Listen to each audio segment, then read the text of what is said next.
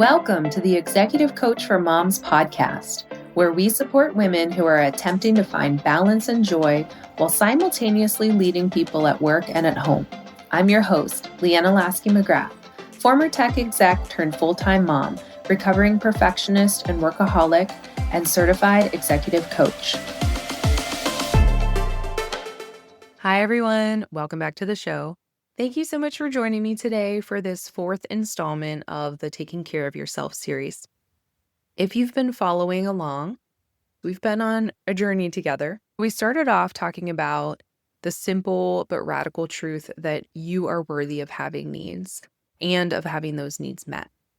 We looked at what gets in the way of recognizing our own needs and believing that we're allowed to have them, and why so many of us don't get our needs met, the beliefs, the conditioning, and the habits that hold us back.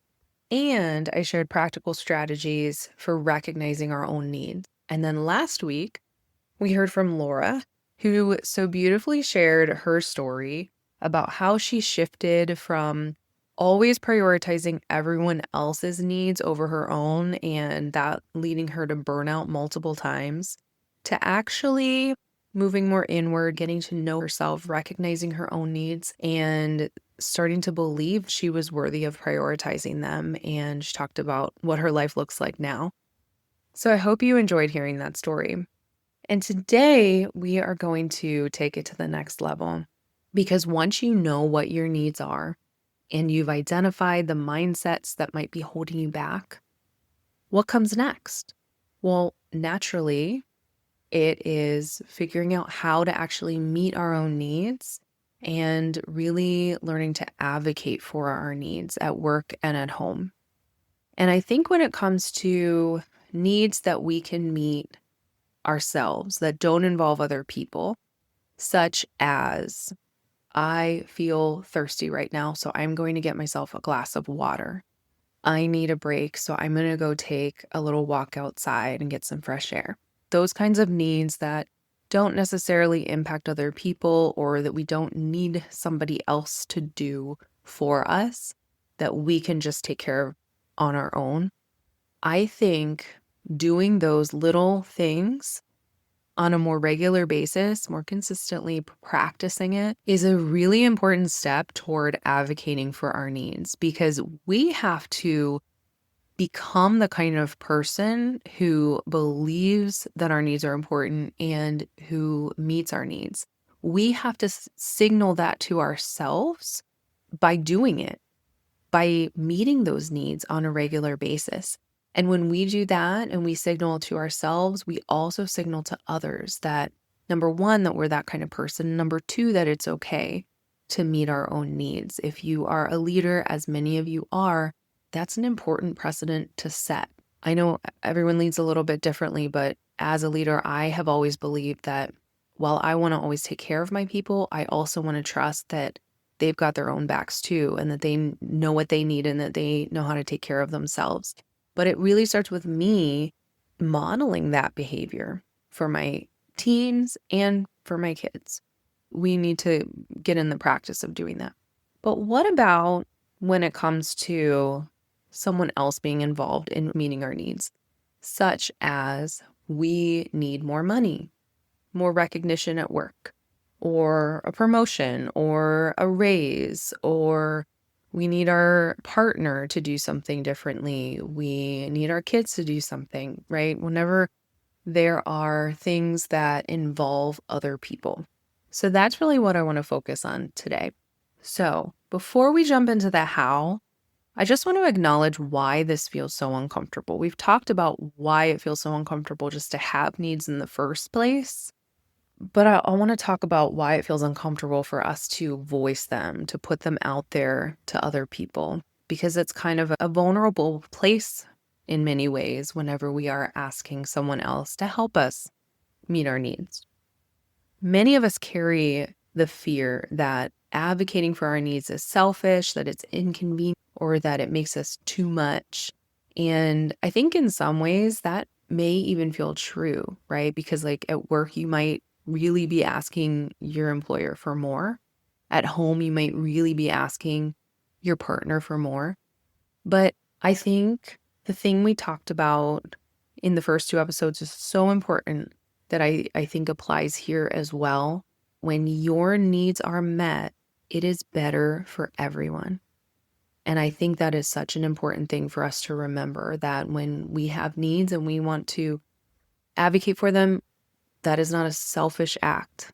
That is actually an act of service. When we have our needs met, that is helpful for everybody. Your team, your family, your company, your household, your community, all of them benefit when you are resourced and whole. So let's talk first about advocating at work, because I think there's a slight nuance or difference between advocating at work and advocating at home. This might sound familiar to you. You are amazing at advocating for your team. You go to bat for them for promotions and raises, for reducing workload or lighter quotas. You may not win every battle, but you always step into the conversation for them. You always go to bat. And I think that many of us can relate to that. We are really, really good at advocating for other people. But when it comes to ourselves, suddenly that feels a lot harder. Negotiating your own raise, asking for an assistant, requesting flexibility, all of that feels different for some reason. Even though we can do it for our teams, we have a hard time doing it for ourselves. So why is that? Well, I think there are a few reasons. One is, of course, socialization and workplace culture. As we've talked about before, workplaces were designed around men whose needs looked very different from women's needs, and especially moms' needs. Often men with a wife or full-time caregiver at home. And so that kind of standard or baseline of what employers are set up for to meet the needs of their employees doesn't account for what mothers or parents or women might need today in 2025. And so anything beyond that feels like extra. The second reason, I think, is because of validation. Because when your team asks for something, you believe them. You have social proof. There's another human that is saying, like, this is real, this is a need. And you validate their need and stand behind it. But when it's your own need, you tend to second guess. And, we often want someone else to validate it before we can believe that it's valid or true or worthy whenever we're just thinking about it on our own. And then the third, I think, is just fear, the fear of seeming needy or vulnerable, the fear of being told no and potential repercussions, the fear of being seen as a difficult woman, the fear of rocking the boat. So all of those are real things. And also, we get to decide if we want them to be reasons why we don't advocate. And I think that a lot of times, whenever we don't spend time sitting down and really examining, what do I want here? Then we will let our brain talk us out of advocating. And we can always minimalize our needs. That's why our brain does that. Our brain will tell us, like, yeah, we don't really need that, right? Because all of these other factors, all of those fears are so big that it feels like, yeah, it's just easier to minimize my needs and to just keep on rolling without, rocking the boat.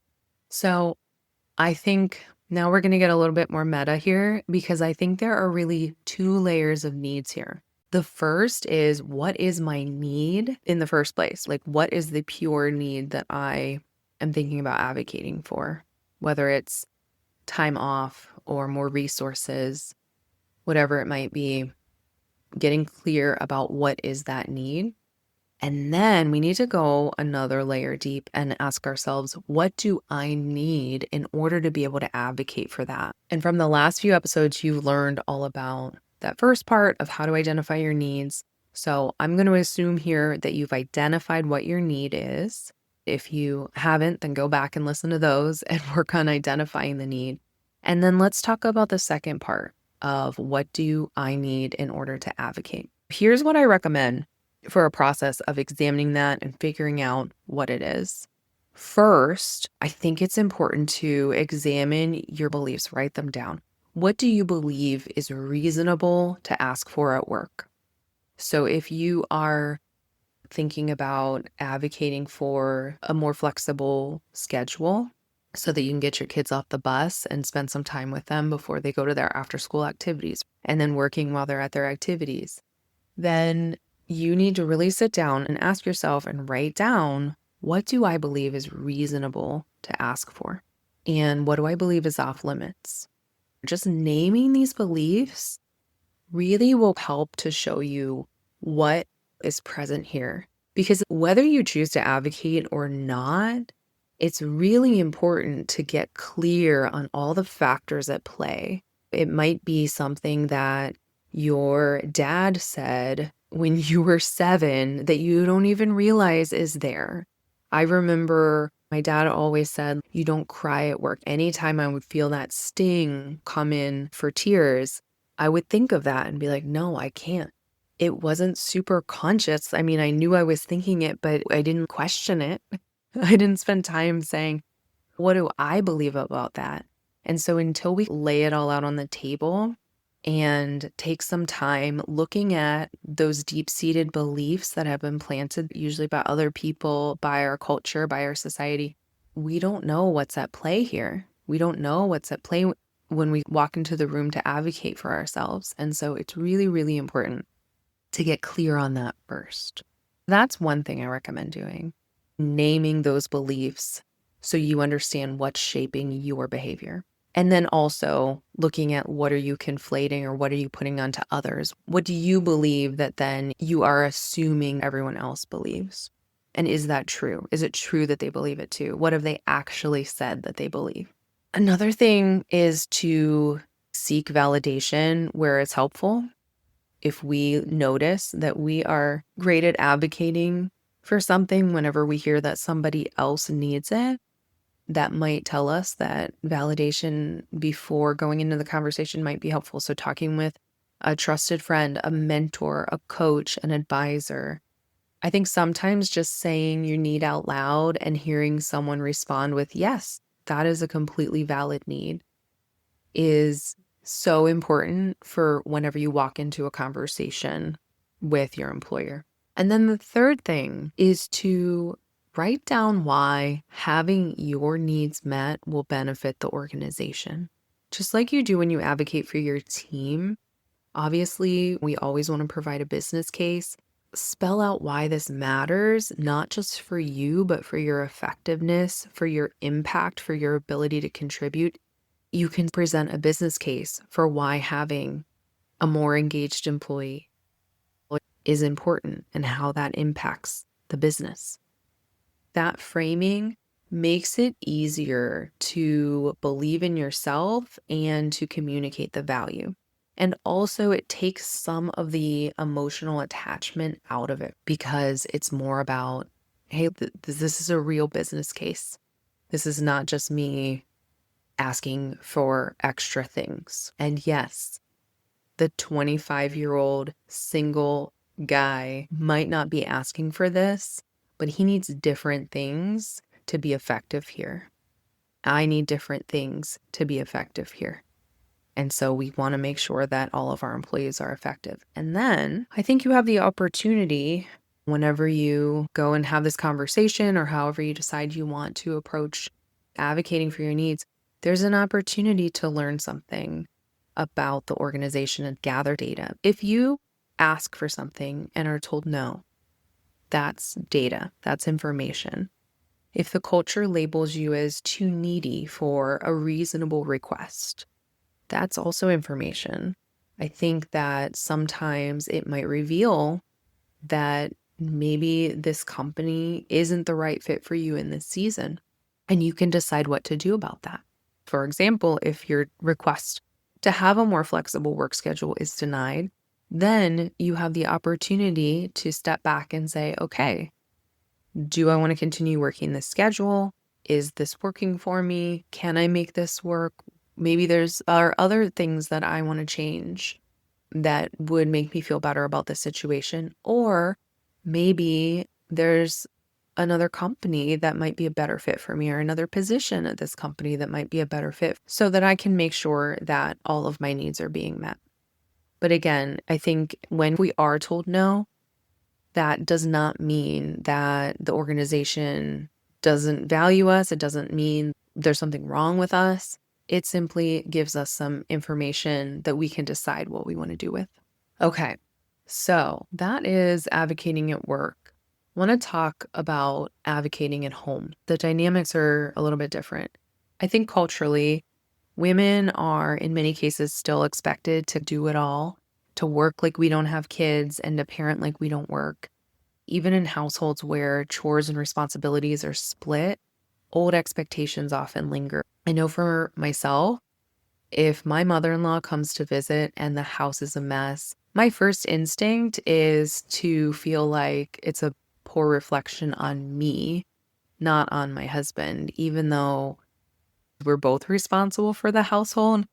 But I think those deep-seated beliefs that I know she has and that I've been raised with, that it is my responsibility to keep a clean house, come up. And those are still strong. So I think the first step at home is the same as at work, examining your expectations. What did you absorb growing up about what moms, wives, or women should do? What expectations do you hold of yourself now? Even if you don't agree with them, even if whenever you spell it out, you're like, I know that as an executive woman, I do not need to make sure that my house is constantly clean and the laundry is always done and that the floors are always spotless. But somewhere in me still believes that. Do the same with your partner if you have one. Have conversations about expectations. What are their expectations of you? What are your expectations of them? And what do each of you expect of yourselves? I think, especially if you have a male partner, there are often gender dynamics at play of what he believes is his work versus your work. And they may not even be conscious beliefs that he's thought about or examined in a very long time. These assumptions run deep, and until they're surfaced and talked about, they shape how the household functions. Even if you have things divided equally, if there's still some unspoken expectation, speak it, bring it out, have a conversation about it. And just like at work, clarity helps. So, writing down your need. Why is this important? Why does it benefit the family if it's met? And then communicating it directly. So, I think it's really important that whenever we have a need, that we share it with our partner, not just as a complaint or as a passive aggressive comment like we might tend to do. I don't know why, because we can be such amazing communicators at work and then sometimes at home that all goes out the window. But have a grown-up conversation and be clear and direct about what needs you have that are not being met without placing blame, and then strategize together how to meet that need. So maybe when you get home from work, you just feel like you're on all night and you don't have a break. And maybe your partner feels similarly. And so if you sit down and talk about it and clearly communicate like, hey, I have a need here that's not being met. I need some downtime, or I need some more time with you where we can just connect, or I need some one-on-one time with each kid because it's just too overwhelming with all of them at one time. Whatever it might be, get clear about it and talk about it together. Understand when you can be clear about your needs, and then your partner can also be thinking about and communicating their needs. You can work together to figure out how to meet those needs. So I think whether we are advocating for our needs at work or at home, the most important piece is that we believe ourselves, that we believe that we are worthy of having our needs. And I think it's a very common thing where we don't fully trust our own needs in the first place. If you think about it, from childhood on, we're taught to doubt ourselves. You see a child fall and is crying, and the adult says, "You're fine," right? We've probably maybe done that ourselves or seen it done. when we tell a child that, we're basically saying your experience is wrong, even though you feel hurt, you're fine. If a preschooler feels scared and the parent keeps insisting, you're brave, you can do this. This is not with any malintent, but then the kiddo is kind of like, wait a minute, am I brave? Can I do this? That doesn't match my experience. I feel really, really scared right now. I think over time, we start to internalize that other people know better than we do how we feel, what we need, and whether or not our needs are valid. So, of course, as adults, we question ourselves. Of course, it feels easier to believe someone else's needs than our own.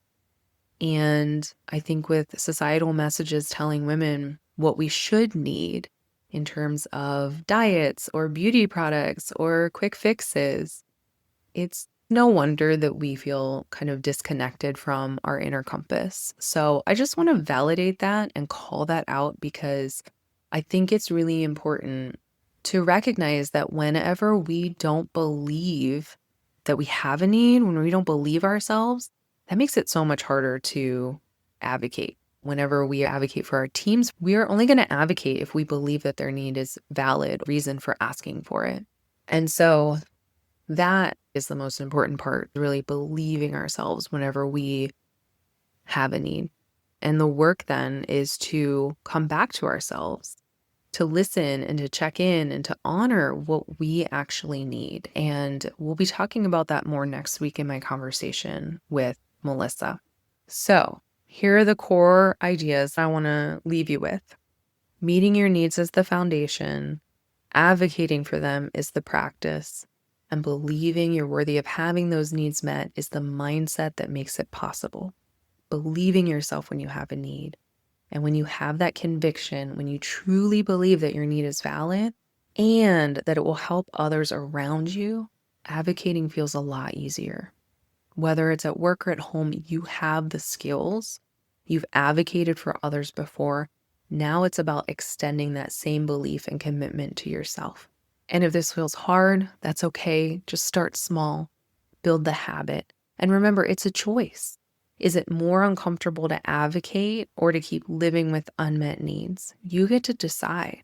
It might feel really uncomfortable to advocate. You might feel that there's risk there, but also recognize that there's risk to not meeting your needs. There's risk to not honoring yourself. This is exactly what we will be practicing in the Executive Moms Reset. Learning to meet your own needs and building the confidence to advocate for them. As a reminder, the Foundations course is open for enrollment now through October 21st. Head on over to CoachLeanna.com to get signed up. I would love to see you there. We're going to take this work a step further and go a lot deeper and really work with what's holding us back from meeting our needs so that we can start really making sure that we are meeting our needs and living the lives that we want to live.